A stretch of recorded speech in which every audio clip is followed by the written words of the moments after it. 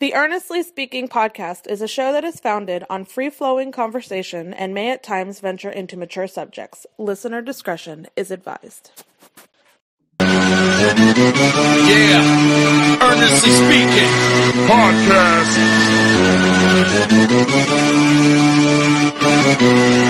Let's get it.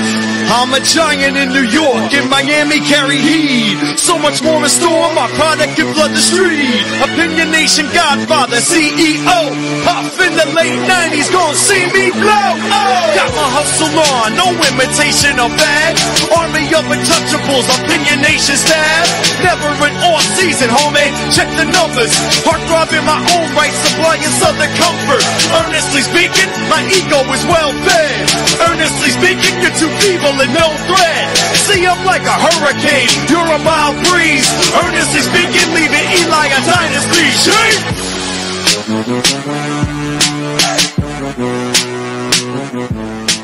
Earnestly podcast coming to you January 16th, 2024. I can't believe we're already 16 days into the new year, Kyle. I mean, listen, that's because of all the football. Yeah. You forget things, you know. Football. Yes, we got a lot to talk about today on the show. I mean, well, and you know, your Heat are doing good, so you're happy about that. Yeah, you know, pretty good. Your Cowboys. Well, we'll get into that later, but calm down. Listen, okay. First of all, seriously, okay. We've had this conversation in the past, and I know the running joke is we'll peek behind the curtain. See, you adjusted the microphone just in time for this to work. The reason why nobody knows you're a Giants fan is you stopped doing the off-center mic thing here, and if you're watching the Earnestly Speaking YouTube channel, you'll see I did it in my side of the video where you could see my face. You're hiding the one thing that gives away you being a Giants fan. Which is what? The Strahan tooth gap. You know it, bitch. You know, yep. Say it. Like I said, we'll talk about on the show today. We're going to wrap up Wildcard Weekend. We're going to give letter grades for all the eliminated divisional opponents. Yes. And then a couple of coaching things we missed on last week. We all the chaos happened the hour we went off the air last week when we first recording. Oh my God, it was still all the coaching firemen picked up. Pete Carroll, Belichick. I was real glad I had this week's emergency podcast with Drake C. Toll of a Locked On Big 12 on the Student the Game podcast. Bing! Because if I didn't have that, I wouldn't be commenting on it until like now. That's dumb, you know.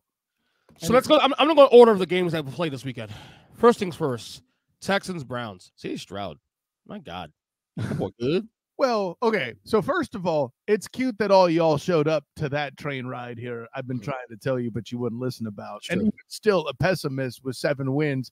Nobody had goddamn playoffs. And someone tried to tell me, oh, well, if you had the Texans winning, you're lying.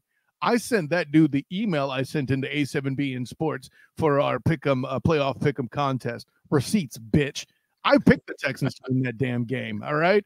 Did I pick them to win, to score 40 points? No. But part of that defense too? Wow. Part of that was Joe Flacco throwing back-to-back pick sixes, looking like the Joe Flacco we know and love. Man, listen, I think his retirement might have been more surprising than other retirements we're going to talk into because he signed an extension and all that. Maybe he'll still be on the practice squad. Hell, I don't know. But yeah, Flacco had an amazing time. The Browns were a cute story, and a first-round exit is exactly what we expected there. I don't think anybody's surprised by that. I'm a little surprised by that based on how things played out last couple of weeks in the year. Flacco playing really solid ball. We all said the Browns could be the biggest threat to the Ravens by virtue of the familiarity of those teams. I'm a little shocked, more so by the way it happened. Like I didn't rule out that this could be an upset.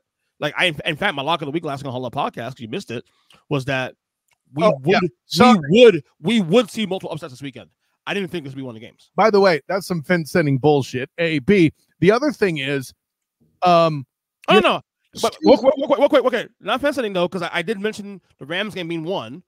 I was wrong there. I didn't have these games. No, hold on, stop. I'm not going to get on your case for a 1-point game. And by the way, if you'll remember on the very same Huddle Up podcast weeks before, when the rest of the panel tried to mock you, I actually, for all the shit talk I do on one Ernest Julius Christian, that's right. Actually, no. So, and one could argue the PI on Puka Nakua may have been the difference in the ball game. But yeah, at 1 point loss, I'm not going to get in your shit about that. Right. But yeah, I got no games wrong. But anyway, like obviously I was not silly when I said CJ Stroud should be the MVP candidate at the very least. He's shown another topic the rest of Huddle Up mocked you when I tried to defend you. I texted our friend Ryan, who gave me crap for that for weeks, and was like, "Hey," and he hates crinkle fries. Screw that guy. That's true. That's right. Screw you, Ryan. So yeah, he's a cool guy. I'm just making jokes. But get a hold of your life and eat some crinkle fries. And while you're at it, if you're mad about Jim Harbaugh, it'll go with the hamburger nicely. And by the way, we'll discuss the Browns in a second when we get to our final grades. Chiefs Dolphins. Did the Chiefs figure it out? Looked like the first time in weeks. It looked like a complete game, even in the cold. If that's what the Chiefs figuring it out looks like, then no. Okay. Because here's the thing, and here's what everybody else still hasn't figured out. You and I have danced on this. Mm-hmm.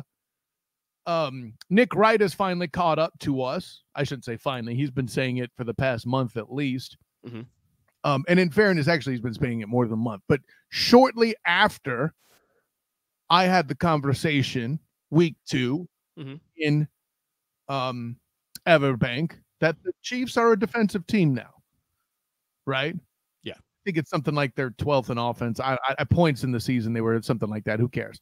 But they're among the top defenses in the league. I don't think anybody's arguing that. Did the Chiefs figure it out? No, I just don't. I think the Dolphins were fool's gold. And when the vids out there, the TikToks, if you will, are showing a water bottle in a fridge. I saw that. Taken out of the fridge, and that some bitch freezes outside of the goddamn thing. Yeah.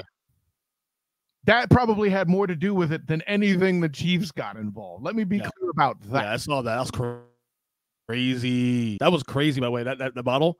I was like, what the fuck am I looking at here, man? Crazy. We as Floridians are, I'm sure, we're thoroughly mesmerized, unlike our snowcap partners in Jim Neeson and Matt Mulheisen, of course. Mm-hmm, mm-hmm. All right. Packers, Cowboys, Jordan Love. My God. Since Thanksgiving has been on fire. I mean, it's adorable when you can run on a team and have a balanced offense, what a quarterback can do with time. And it's very sweet of you to lead with how much you love Jordan. Yeah. We all know what the real damn story of that shit is. Okay. The Cowboys are being Cowboys? It's not just I tried to tell you, but you wouldn't listen. Mm-hmm. I hope you went back, I think it's a month or so, EJ Christian, to the commenter who told me how, quote, insane, out of my mind. I don't know. I'm sure you could remember the phrase better than I can. Yeah, on my TikTok, right? Was it TikTok? I don't know. TikTok. It was a TikTok video I put out that asked, are the Cowboys Super contenders? And you said, no, they're not. No. And he said, you're crazy. Well, it wasn't like I just said, I did my best ditty and said, no. It's not what happened. Hashtag 90s hip hop. No, what I'm getting to is I said what I said due to past playoff performances. Right. Show me something, and maybe I'll think about having faith. I mean, it made me look bad. I said, we get to watch here, though, because here it is. I get to laugh at you because I got the 12 wins right. You laugh at me because they failed once again in the playoffs. Yeah, I mean, which we'll get to in a second because I obviously do a lot of now. But if you want to crack on me for the 8 wins thing, cool. I'm willing. You can crack on me for the fact they fall, and I hate the fact that they're the story. The story here is the Packers, youngest team in 50 years in the playoffs. I hear what you're getting at, especially last week after I gave you the speech that I did that too many people are focused on the negative and we need to give Michigan's defense credit. Right. All that I'm able to recite that.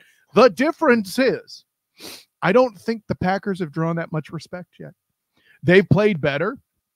You damn near jinxed them out the playoffs, and still they overcame and won a playoff. Jinxed them out. Then when I jinxed them, they play better again.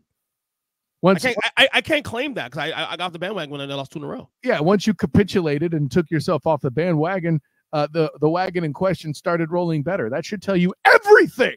Stay away from the picks. Yeah.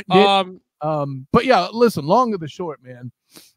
It's ironic that I end with faith in my conversation, because in doing so, I evoke yet another Lucifer Morningstar. I tried to tell you, but you wouldn't listen. You weren't lying. You weren't lying. I'll say this though, I did have them beating the Packers, but yeah, I didn't even think they'd choke this bad. Yeah, it's the way to happen too, especially. Oh God! All right, Detroit Lions win the first playoff game since 1991. I mean, gosh, what else is there to elaborate here, man? Man Campbell doing amazing things, and I know everybody wants to be all like, "Oh, Jared Goff." I'm sorry, I'm still not uber impressed by him yet. He's solid. Yeah.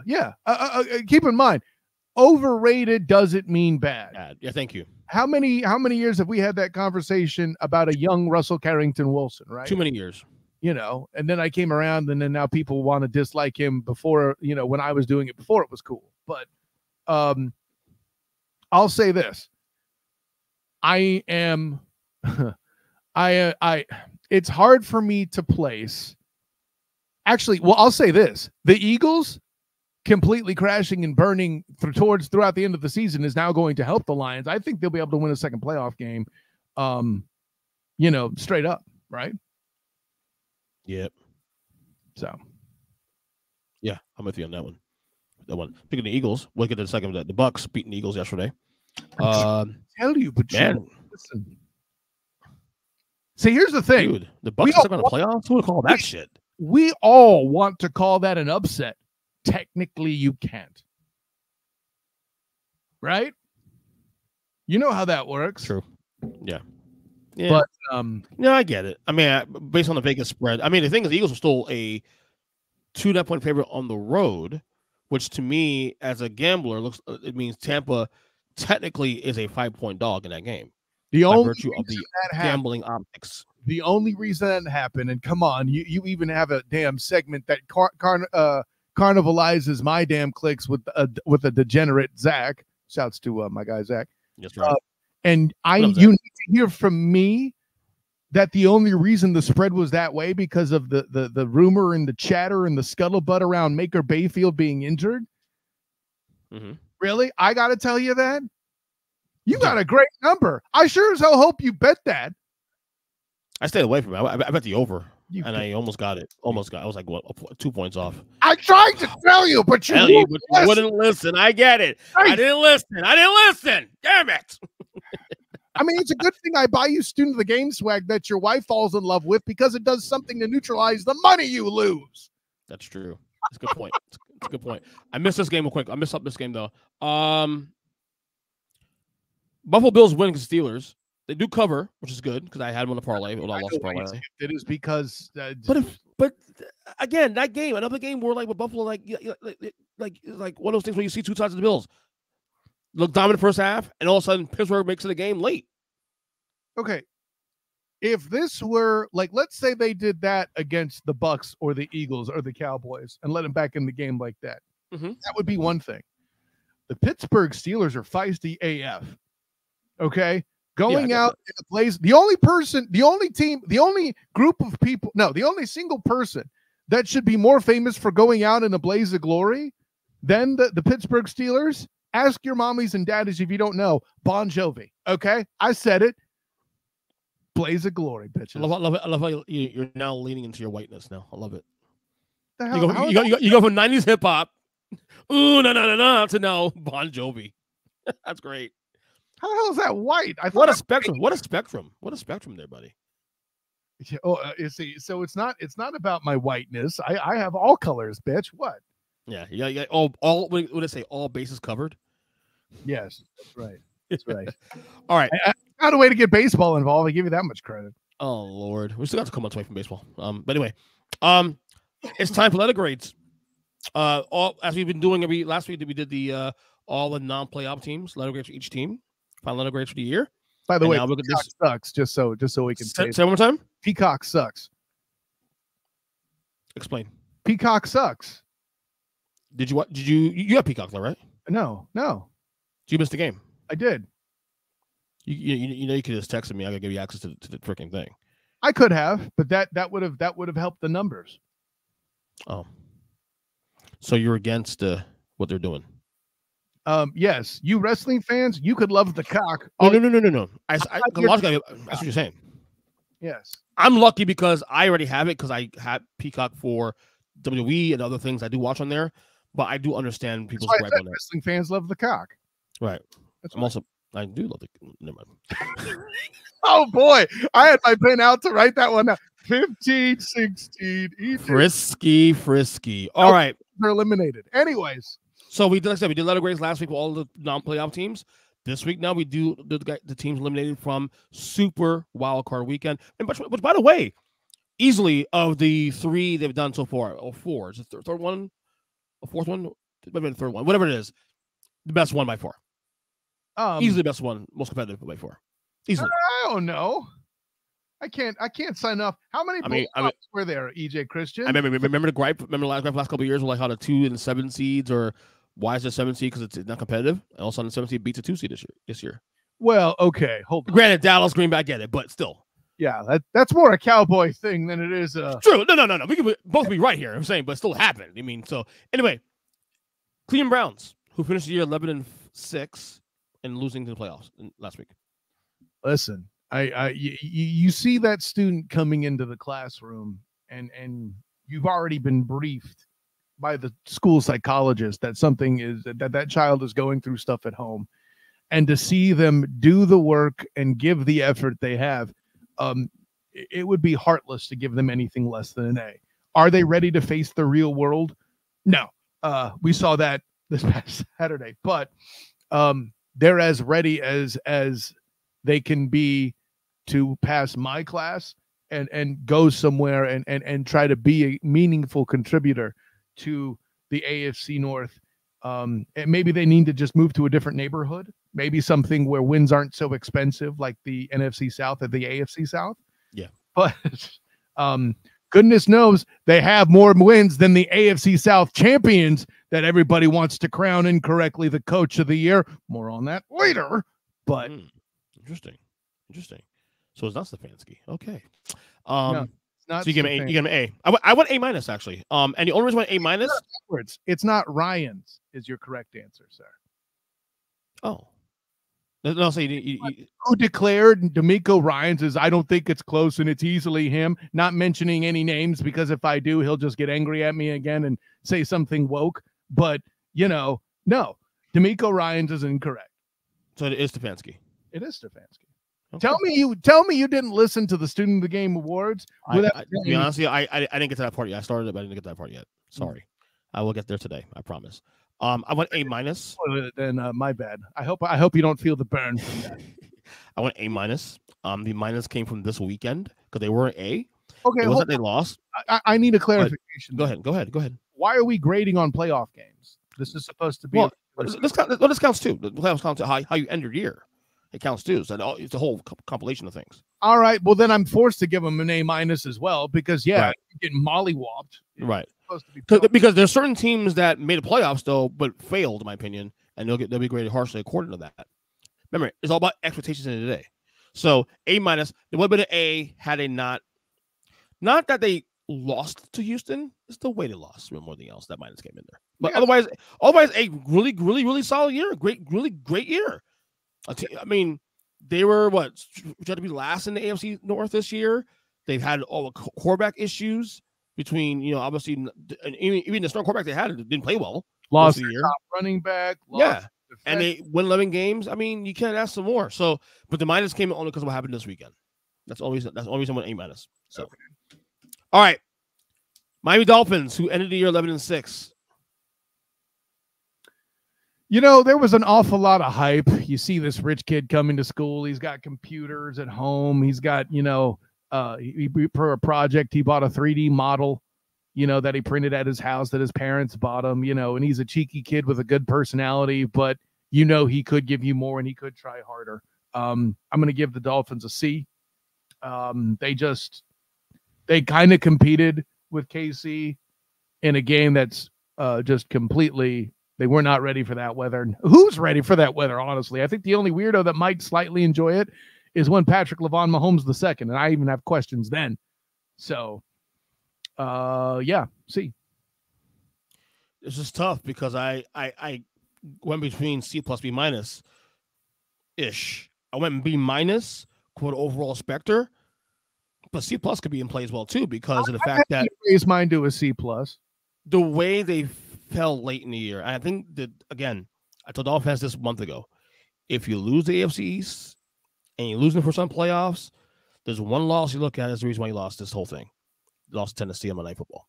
Well, that Tennessee game was one that accurate at all. I think the real loss that killed them was Week 18 because they went home assuming they didn't need that game because the Bills lost a must-win in Week 1, and so they didn't think it was relevant. And they listened to EJ Christian, and now the must-win team that lost the must-win game not only won the division, but now there goes their fucking gymnastics. Playoff win. But again, the Tennessee loss is what if they beat Tennessee, that Week 18 game doesn't matter. If they win Week 18, we're not having this conversation with the Titans then. B minus for me, but I mean, disappointing end of the year for the Dolphins, honestly. I'll see a C plus. It absolutely was. I mean, yeah, losing the division is actually no. I'm going back to a C. I say what I said. That's fine, you lose the division, and then you didn't come out and win the playoff game anyway. Yeah, that's right. It's your fault. Right. You didn't. You would have to play in that trash. Definitely a business at Week 18. Definitely a bitter taste in your mouth leaving the season though, given the fact you won 11 games. I mean, seriously, interesting thought exercise here, EJ Christian. Mm-hmm. Who would have won the playoff game? Dolphins, Steelers. I had Dolphins. I would have too because they didn't have TJ Watt. Right. Yeah, I had Dolphins. So and then I might pick him with TJ Watt. Honestly, might be a closer game, obviously, but I might pick him. Separate question, but I hear what you're telling me. Now, it's the lack of TJ Watt and Mason Rudolph at quarterback that killed it for me. Right. And then if the Bills then instead face the Chiefs, I'm not saying the Chiefs would lose, but you damn sure have a different football game. Mm-hmm. Mm-hmm. All right, next one here. Dallas Cowboys, who ended the year 12-5 at NFC East champions. See, you tried to tell me that you were this world-beating so-and-so. People all over the media be telling me you're a Super Bowl candidate. Now, granted, you did better than the 8 wins that I predicted you to do, and that's cool. That's the reason why you're not failing the course. Mm-hmm. But after you go out and do that and show me and give me reason to believe that you wrote all your papers on ChatGPT, nah, son, C. I had somebody come on my show, the great Lady Ashley Baker of Sports After Dark. They're a top 2 defense, and they ain't 2. Okay. I didn't see you stop Jordan Love. I didn't love that defense. How about that? Oh, my Lord. Well, I went harsher. I went D+. Oh, well, the hurt feels deeper for you because it's your team. Oh, stop it. I'm not folks. I'm not a Cowboy fan. 12-5, no surprise. They've been doing this the last 2 years. 12-5. It's what they do now. So the expectation was, okay, can you win at least 2 playoff games? I can even get one out of this team. Yeah. And they got a 2 seed. Okay. So they avoided the whole road game first round of playoffs. They got the NFC East title. You got the best situation possible outside of not getting a bye week. Okay. And not only do you lose to the Packers, you don't even fucking show up. The game was never close. Think about it, though. What's the best way to make sure you don't lose to the Niners in the playoffs? Skip the game outright. Boom! Right. Exactly. Yeah. I'm sorry. They look ill prepared. McCarthy probably should be fired at this point now. I guess. Fired into the sun. It's on the table. Let me ask you this, because here's the thing with McCarthy. If I say the only reason why you even consider it at this point now is because this is the best coaching pool we've ever seen in terms of like candidates. It's sort of like what they've done in the past, like Belichick and Harbaugh and things are more interesting than they have lately, right? We haven't seen a pool like this in some time, Probably ever. I don't think I've ever seen this like this. The closest thing you might even think about is maybe when Peyton Manning hit the quarterback market, and there were some quarterbacks there that were on the market that were right.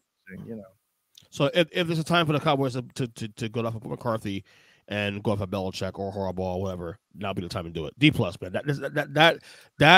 That game was, look, if you win a playoff game, and you win 2 playoff games, fine, you're good. You get B, A, B status. But am I the only one that thinks that Jim Harbaugh is a better fit there than Bill Belichick? I think so. Okay, I think so. If Number one, you get more years out of him. So wait, hold on. I asked the question, am I the only one? You say I think so. You meant you think that when you say I think so, you think Jim Harbaugh is the better choice. Yes, I agree. Yes. Oh, okay. That's not what you said. I apologize. Yeah, the question as posed was, am I the only one who thinks that? No, I don't. No, we're the same boat. Christian does too. Got it. We're the same boat. Got you. All right. The LA Rams, who ended the year 10-7. God, the mystery continues, and then a 1-point elimination. How do you don't penalize this team for that? B, 100% B. Don't be a B. Give them a B or higher. Okay, B plus. Oh, snap. Again, this is one of the teams that you and I came in here trying to figure out, okay, how good are they going to be? We did not know because, number one, we didn't know if Stafford would start week 1. And if we got Stafford week 1, how long will he last? The talk coming in the year was Stafford may not last more than 7, 8, 9 games this year. So we said, okay, maybe they can win 8 games if he's healthy. But if he's healthy, he did stay healthy most of the year. He missed maybe 2 games this year. They won. They started the year off slow. Puka Nacua was a dream. Oh yeah, he was phenomenal this year. Right. Stafford got his groove back. Did not see that coming. Yes. Yeah. Stafford played well this year. Stafford played great this year. Right. Yeah. Top 10 status again. B plus. This is easy for me. I asked for put him in an A- category almost. I mean, I would not stop you if you did. I will say that. Right. So yeah, great year for the Rams. Welcome back. Nice bounce back. Stafford's back to top 10 status again for the record. We'll say that. Fair enough. So all right. The Pittsburgh Steelers, who ended the year 10-7. I mean, considering what happened and what they went through to still make the playoffs to get a 17th straight winning season, it's hard to put them anything lower than a B plus, wouldn't you say? It's just tough because I straddled team B minus C plus because on one hand there were some games there that they shot themselves in the foot. Cardinals game. Was the other game they lost? The Pats game at home. Both were home games for record. Yeah. But then they found ways to get to the playoffs. I mean, obviously, luck happens. Not luck, but opportunity happens. And they took advantage of the opportunity. They got into the playoffs. Success is the intersection of luck and opportunity. Correct. And I'm sorry. I'll say it again. I know I've been beating this drum down for a couple of weeks now. I'll say it again. The fact that Mike Tomlin has 17 years in a row of no losing seasons, I'm sorry, it's a big deal. It's a big deal. Anybody says it's not a big deal is smoking. Don't know a fucking thing about football. Well, I mean, yeah, if you say that out loud, someone's going to put him in the Hall of Fame. Yeah. Do you know how hard it is to keep your team relevant for that long in this league? You can't compare the Chuck Noll years. Oh, well, we won 6 Super Bowls. Yeah. The league was much different back then. There's way more movement now. It's harder to be a coach in today's NFL than it was back then. What you're telling me is the past 3 coaches are all Super Bowl winners. That's a franchise for you. Mm-hmm. Yeah. Bless you. You mean Steelers coaches, in other words. Correct. There's only 3. It's Chuck Noll, it's Cowher, and it's Mikey T. You know what? I'm gonna go B. I'm the fool that doesn't respect Tom. Because I had him going to playoffs this year before you started. I had him as a 5 seed. So did I. They were a little worse than I thought this year, but the context should matter too also. So I'm gonna go B. B's fine. I said B plus. So take that, society. Take that for data. All right, last one. Take that for data. There you go. Yeah, there you go. Last one. Here we go.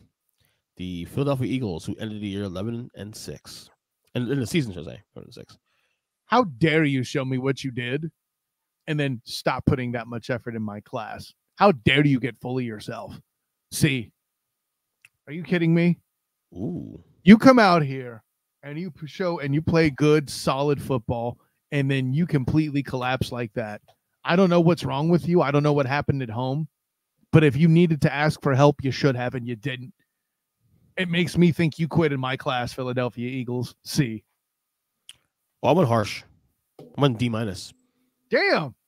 Because, I don't think I see a meltdown like this of a quality team, especially a team that was in the Super Bowl literally a year ago, like this, on a dime. And it's not to say they don't have quality wins on the front end. But we knew there were concerns early in the year, but they also had quality wins on top of that to say, well, yeah, they're 8-1, yeah, 9-1, 10-1, but they're still figuring things out as they're winning games.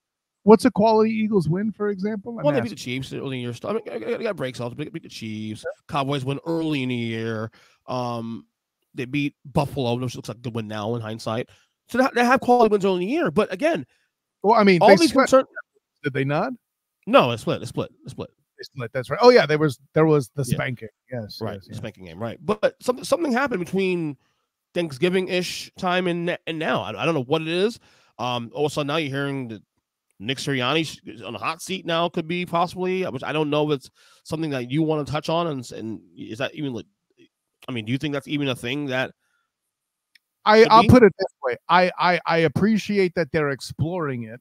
If they're addressing a culture problem in the room, right, then yes, I respect it. Right. If it's something internal, yeah, not external. And this is, forget about all the trash talking stuff we've seen of him, trash talking other fans and stuff on Twitter, whatever. That bothered me a whole lot, to be honest. But as somebody who's interacted with him, he just, to me, he gives off a vibe of just youth. When I talk to him, I'm like, this is really an NFL coach.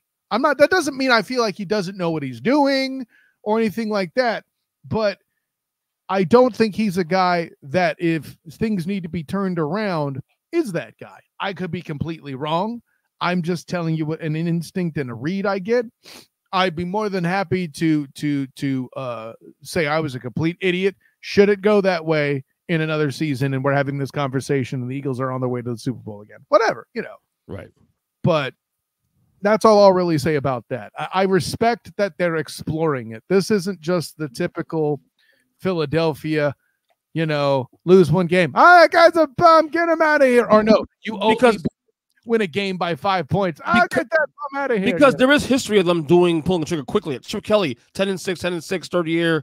They went like 8-8, whatever it was, and they pulled the trigger but a lot of us internal too. Also, same situation was internal shit also going on there. Chip Kelly is a terrible example because they fired him because he was an experiment that was failing in the NFL. That's right. Not the same. But Doug Peterson, fired 2 years after winning the Super Bowl, I think is a better example. Yes. Yeah. Like I said, my initial instinct is to say, well, that's a panic move. But if there are things outside that we're not privy to that's going on, then yeah, I can see that being some of the conversation. Eagles front office is very, very aggressive and are willing to make changes if need be, and I respect that to some degree. Yeah, they have shown their aggression. Just watch their past few drafts, man. Holy shit. Yeah, and even things they've done with acquisitions and stuff. Like they take chances. That's a damn sure. All right, so like I said, picks. Divisional weekend picks will be on your show, on a student game show. Tomorrow at 8:30. 8:30, right? 8:40 is normally when it starts. 8:40, yeah, live on Facebook, on look out for Eric Lopez of the Black and Gold Banneret. He's going to come on and talk some NFL as well as college basketball and Big 12 stuff and all of the above, sir. Right, but I'm looking forward to Chiefs. I'm looking forward real quick. I'm not going to dive much into this. I'm most looking forward to Chiefs and Bills. Patrick Mahomes' first postseason game on the road. We shall see if the legacy continues in a way, because this is the next couple of things we check mark, next step for him in elevating his legacy to one of the greatest of all time. Okay. So let me say why I mentioned that real quick though, because the game prior to Brady, of course, the game that told me Joe Montana was on another planet as a quarterback was when he beat Chicago in an NFC title game in '89, on the road in Soldier Field in those conditions to go to the Super Bowl. That game is forgotten a lot because people talk about the Bengals, come back and the Denver smashing in the fourth ring. But that Bears game against the Bears team that was still relatively good, 2 years removed from the 85 Bears, and still smashing the Bears on the road in those conditions, and Joe Montana not having any issues throwing the ball in that weather. To me, this is the same with Mahomes now. Because we've never seen Mahomes play on the road in the playoffs. Mahomes can add to the legacy now, winning a road game in a tough environment against a rivalry. He's won tough road games. It's not like but not in the playoffs though. He never had to though. To be fair, yeah. Hey, You've been so awesome. You haven't had to play a road game yet because you normally dominate so hard. Oh, yeah. Hold that against you. It doesn't make any fucking sense. It's funny how, like, this year, this is 6 years of starting quarterback, 11-6. This is his worst year of his career. 11-6. Imagine that. Yeah, but let's just take a giant dump on the actual GOAT, right? All right. So last week when we did the podcast last Tuesday, we mentioned earlier that we had missed a lot of things. Well, we missed it because we got off the air at a little over an hour. We had Mike Vrabel get fired from Tennessee. We had Pete Carroll get fired next day from Seattle. We had Bill Belichick and the Pats part ways. And we had Nick Saban retire. Yeah. Let's go to the coaching forward. We're going to Saban back in. By the way, Saban's already been replaced, too. Yeah, by DeBauer from Washington. Bro, yeah. We'll get there in a second. Let's go to Vrabel first. Let's go on timeline, chronological order. Mike Vrabel, fired for Tennessee. Shocked? Not shocked? What? I'm not going to call it shocked because I talked to my friend and insider, Teron Davenport, while he was in Ville. Yes, I just name dropped, by the way. Isn't that awesome? Yeah. No. And I asked him specifically about that. I think I said, you're not going to be dumb enough to fire Vrabel, you think? He's like, well, he said at that point, and granted, it was after they got, completely crushed by the Jags at Everbank in the earlier part of the year. I think this is a November game. Anyways, I'd have to check the schedule, but it was certainly the toughest performance that Vrabel had. It was certainly the toughest year with him at the helm, and the kind of the table pounding was taking place. And remember the illusions of grandeur surrounding the Titans, their fans, and the organization, that they were still the second best team in the division going into this year. Now, granted, some of us told you otherwise here on the Student of the Game. Bing! But yeah, and then the injuries started happening, and I don't know whether it's they're worried about, getting Will Levis or Music City Malik Willis right after what will possibly be the transition away by a retirement with Ryan Tannehill. I don't know if they're looking for a better coach to handle that than Vrabel, maybe. I don't know, but I don't think it was necessarily a great move. And listen, I expect him to be fully hired and gainfully employed by the start of the next season. Best fit for Vrabel, because I think Seattle is the team to look at as they can replace. Okay, so first of all, I'm glad, even though I don't necessarily love the hire, I love that the Pats did not hire Vrabel. I don't think. Oh, okay. I enjoy that Seattle. Sorry, they haven't replaced him yet. I don't think Vrabel's a fit in Seattle. You don't? Okay.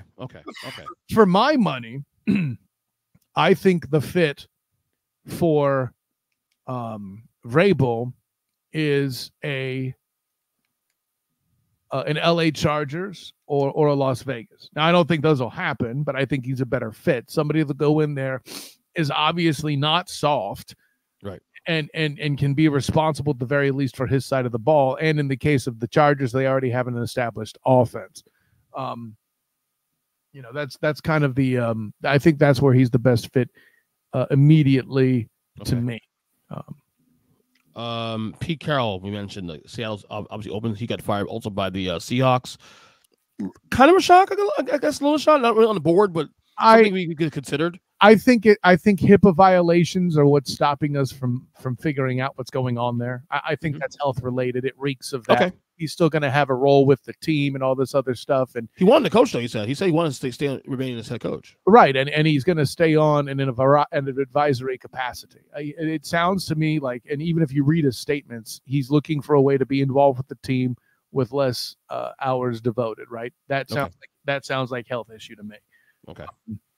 So yeah, he's still going to be in Seattle doing something. We're just not sure what precisely. Yeah, and of course the big dog, Bill Belichick, and Pats part ways. We've heard now that he's already met with the Falcons, or meeting with the Falcons this week.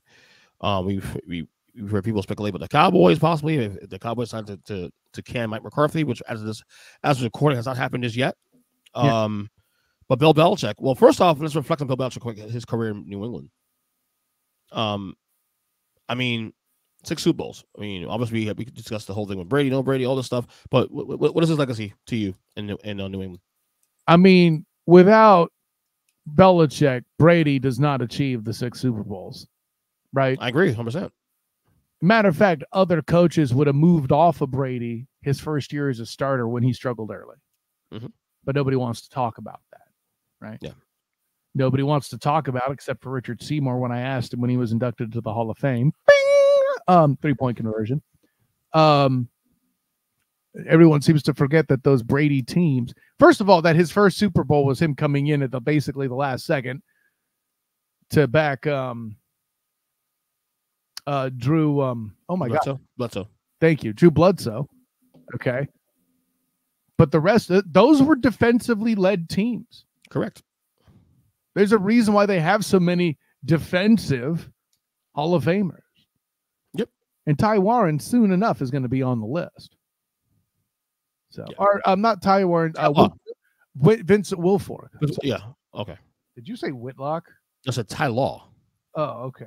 I was about to say, I can see why that name's stuck in your craw. Whitlock. It wants to talk about sports. They want to talk about that fat so-and-so. Well, Stephen A. Smith calls fat bastard. Enough. I'm not glorifying the stupidity because it ain't just him. Like, to be fair, though. Let's see. Your boy, your girl, and your boy, and another guy I'm pretty sure you don't like, all did. So there you go. I mean, like I said, I never go on that tangent, but Jason Whitlock had that coming. He had that coming because he's been talking shit about Stephen A. for years, and Stephen A. said, "No, damn worry about him until now." Good job handing him all that. Should I start talking shit? Because I deserve that pub more than what Whitlock does. I think you'll agree, right? Yeah. Hey, baby, told you. Anyways, Jim Harbaugh is scheduled to meet with the Chargers this week. Hate it. I think he's out. I think he's out. Absolutely hate it. Is it a fit? Yes. Still hate it. Well, the clues here are the clues of him leaving the program now. McCarthy is declaring for the draft. Blake Corum declared for the draft. Well, sure. Yesterday. So the tear down of the team is already happening now. Listen, hold on. We've already had this conversation. Don't act like you're suddenly, this and this. You're going to leave. No, there's more clues now. He said when he won the national championship, it felt like he was gone. Okay. Oh, we were 10 toes down, both of us on that, and now the clues are starting to show.